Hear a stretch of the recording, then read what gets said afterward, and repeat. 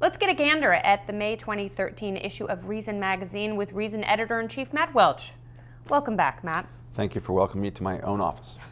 Not a problem.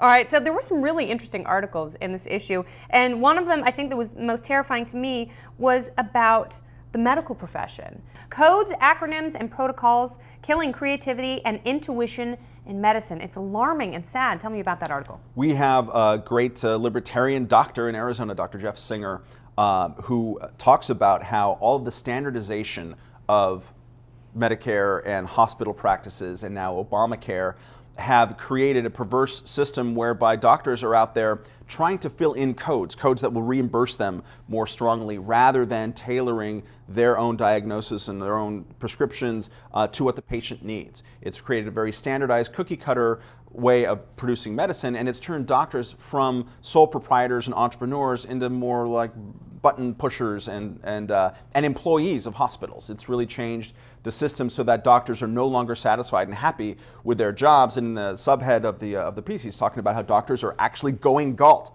They are leaving the profession because of the strictures placed upon it by the central government. It's scary because patients lose and medical schools will too, because there's no longer incentive for people to go to medical school out of college. And it all gets more expensive for everybody. Speaking of expensive, we're finally getting to see what happened, what it was the result of the big stimulus, Ant Research, Dance Software, and the multiplier. The stimulus, $833 billion in 2009, was sold to us as if you spend $1 of stimulus, you'll get something like $1.50, maybe $2 in economic activity, which will then reboot the economy, and it's all going to be happy days and cupcakes after that.